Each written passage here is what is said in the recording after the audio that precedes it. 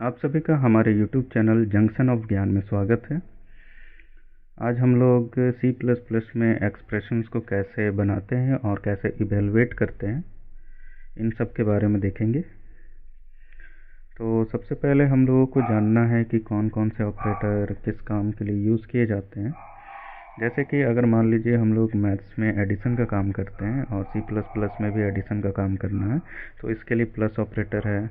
अगर हमको सब्सट्रैक्शन का काम करना है तो माइनस, अगर मल्टीप्लिकेशन का काम करना है तो इनटू, और इसी तरीके से डिवाइड का काम करना है तो इसके लिए हम लोग फॉरवर्ड स्लैश यूज़ करते हैं। तो यहाँ पर मैं कुछ एक्सप्रेशंस लिखा हूँ जो कि मैथ्स में दिया हुआ है। अब इनको कन्वर्ट करेंगे हम लोग C++ के एक्सप्रेशन में। सपोज़ मैथ्स में अगर हम लोगों को ये एक्सप्रेशन लिखना है x = a + b, तो C++ में भी हमारा x = a + b ही होगा। इसी तरीके से मैथ्स में x = a - b, C++ में x = a - b ही होगा। इसी तरीके से अगर हम लोग मैथ्स में x = ab लिख रहे हैं तो हम लोगों को C++ में x = a स्टेरिस का साइन माने इनटू के लिए हम लोग स्टार को यूज़ करते हैं, देन हमें b लिखना होगा। इसी तरीके से मैथ्स में x = a² है तो C++ में x = a × a लिखना होगा। इसी तरीके से अगर हम लोग मैथ्स में a⁴n लिख रहे हैं तो C++ में एक फंक्शन यूज़ करना होगा जिसे हम लोग पाव फंक्शन बोलते हैं पावर के लिए। तो यहाँ पर हम लोग का बेस होगा पहला, और उसके बाद हम लोग क्या यूज़ करते हैं, पावर। तो अगर हम लोग x = a⁴n लिखना है तो C++ में x = pav bracket a, n लिखना होगा। इसके लिए आपको ध्यान रखना है कि जब भी पाव फंक्शन यूज़ होगा तो हम लोगों को अपने प्रोग्राम में math.h इंक्लूड करना पड़ता है। इसी तरीके से अगर हम लोगों को x = a⁴n⁴m अगर हम लोग मैथ्स में यूज़ कर रहे हैं तो C++ में हमें लिखना पड़ेगा x = पाव, देन फिर पाव a, n, देन m। ये कैसे इवेलुएट होगा? सबसे पहले अंदर वाला जो हमारा ब्रैकेट के अंदर दिया हुआ है पाव, वो इवेलुएट होगा।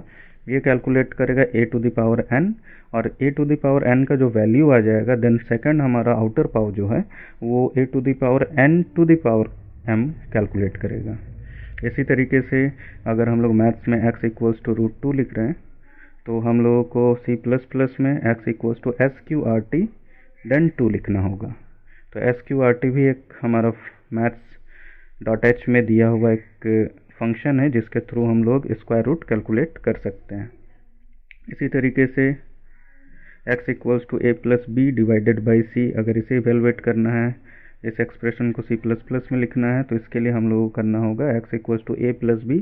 ध्यान रखना हम लोगों को ब्रैकेट देना होगा।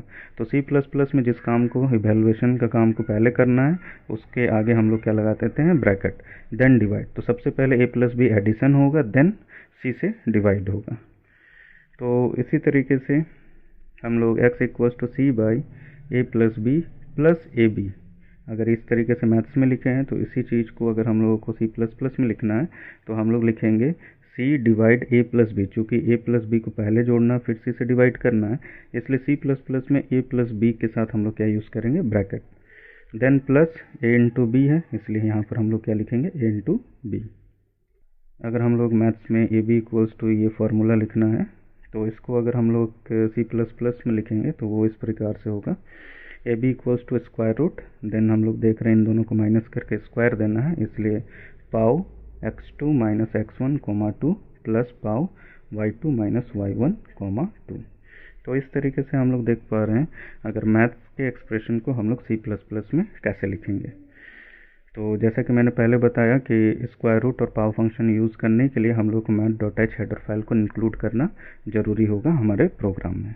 अब जैसे कि हम लोगों ने एक्सप्रेशंस को लिखना जान गया है, तो अब हम लोग क्या करेंगे, उसे इवेलुएट कैसे करना है किसी भी एक्सप्रेशन को, वो देखेंगे। तो इवेलुएशन करने से पहले कुछ रूल्स को याद रखना है हम लोगों को कि operation between integer and integer gives the result as integer. अगर कोई भी ऑपरेशन इंटीजर और इंटीजर के बीच होगा तो उसका रिजल्ट भी क्या आएगा, हमारा इंटीजर आएगा। सपोज अगर हमारा क्या रहेगा, यहाँ पर a जो हमारा वेरिएबल है, ए हमारा अगर इंटीजर होगा या फ्लॉट होगा, दोनों में से कोई भी हो, ए या तो इंटीजर होगा या तो फ्लॉट होगा। ऐसे में अगर हम लोग इंटीजर डिवाइडेड बाय इंटीजर कर रहे हैं 5 डिवाइडेड बाई 2, तो हम लोग जान रहे हैं इस रूल के अकॉर्डिंग 5 डिवाइडेड बाई 2 ये इवेलुएट होना चाहिए 2.5, लेकिन रूल कहता है कि इंटीजर डिवाइडेड बाय माने इंटीजर और इंटीजर के बीच में जो भी ऑपरेशन होगा रिजल्ट इंटीजर आएगा, इसलिए यहाँ पर जो इवेलुएट होकर जो रिजल्ट आएगा 5 डिवाइडेड बाई 2 का ओनली 2 होगा, 0.5 यहाँ से क्या हो जाएगा, हट जाएगा। इसी तरीके से a इक्वल्स टू 4/9 का जो रिजल्ट आएगा वो 0 होगा। क्यों? क्योंकि 4/9 को अगर डिवाइड करेंगे तो हमारे पास 0 पॉइंट समथिंग आएगा। तो हम लोग देख रहे हैं कि integer divided by integer result integer होगा, तो फ्रैक्शनल पार्ट ऐसे ही हट जाएगा, तो हमारा रिजल्ट a का क्या हो जाएगा, 0। इसी तरीके से कोई भी ऑपरेशन इंटीजर और फ्लॉट के बीच में होगा तो हमारा रिजल्ट क्या आता है, फ्लॉट आता है। तो यहाँ पर हम लोग देख पा रहे हैं कि अगर a हमारा क्या रहेगा, फ्लोटिंग वेरिएबल है। फ्लोटिंग वेरिएबल कहने के बाद जो भी हम मेमोरी लोकेशन लिए हैं a नाम से, उसमें रियल वैल्यूज़ डेसिमल पॉइंट वाले वैल्यूज़ स्टोर हो सकते हैं।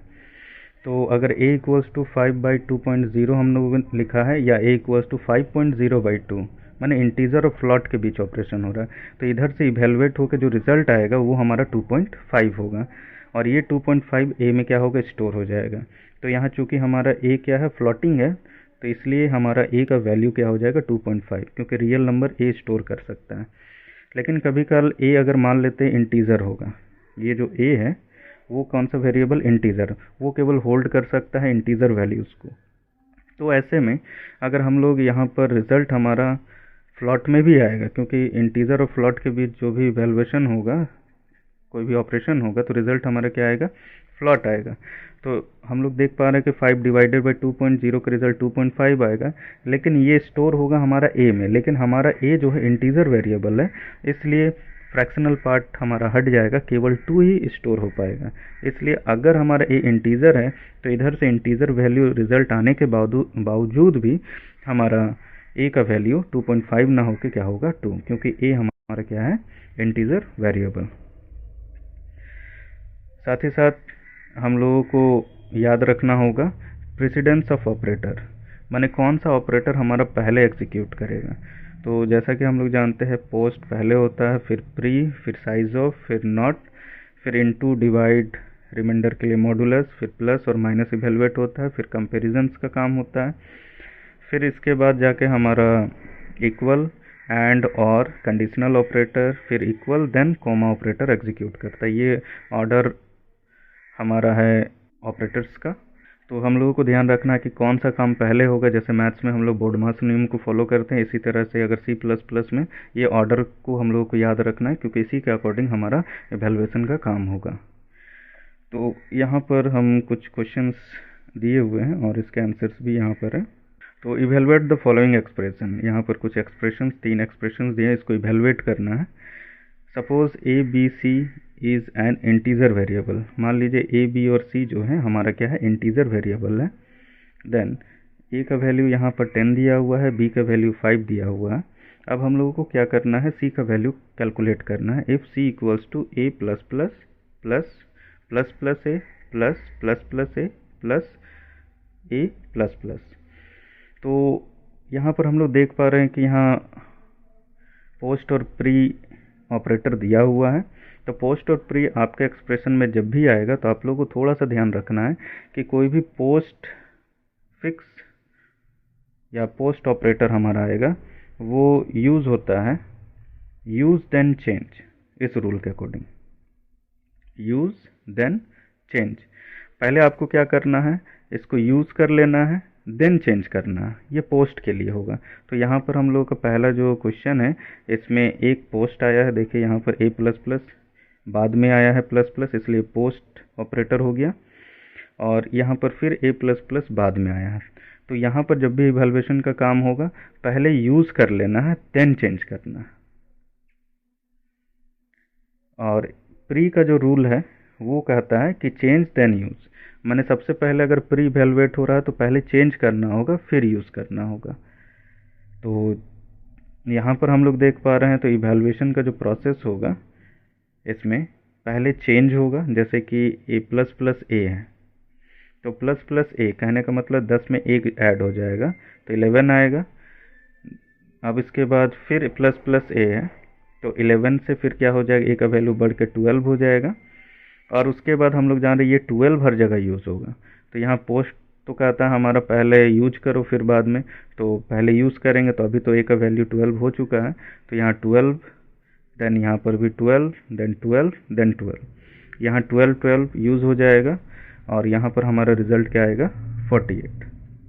इसी तरीके से क्वेश्चन नंबर 2 जो है, c equals to a plus plus plus plus plus a plus plus plus minus minus a. तो यहाँ पर हम लोग प्री को खोजते हैं पहले, तो यहाँ देखिए एक प्री यहाँ पर दिया हुआ है, तो यहाँ 10 से क्या हो जाएगा हमारा रिजल्ट 11 यहाँ पे होगा। अब 11 तो हो गया, लेकिन यहाँ हमारा प्री डिक्रीमेंट दिया हुआ है, तो 10 से 11 तो हुआ लेकिन फिर से एक कम हो गया तो 10 हो गया। अब ये 10 हर जगह यूज़ होगा, तो यहाँ 10 10 10 और 10, तो हमारा जो रिज़ल्ट आएगा यहाँ पर 40 होगा। इसी तरीके से हमारा अगर c equals to b by a है, तो b का वैल्यू हम लोग देख पा रहे हैं 5 है और a का वैल्यू हमारा 10 है। और जैसा कि रूल हम लोगों ने पहला देखा था, इंटीजर और इंटीजर के बीच कोई भी ऑपरेशन होगा रिजल्ट इंटीजर होता है, तो 5 डिवाइडेड बाई 10 रिजल्ट आना चाहिए 0.5, लेकिन हम लोग जान रहे हैं integer divided by integer result भी इंटीजर होना चाहिए, तो हम लोग फ्रैक्शनल पार्ट को हटा देंगे तो केवल हमारा क्या होगा 0.5 में से केवल क्या बचेगा 0 बचेगा, तो c में क्या वैल्यू स्टोर होगा 0। तो इस तरीके से ये हमारा सेकेंड डे का टॉपिक था। Next video overview of C++ से ही होगा, जो कि हम लोग अगले दिन देखेंगे। धन्यवाद।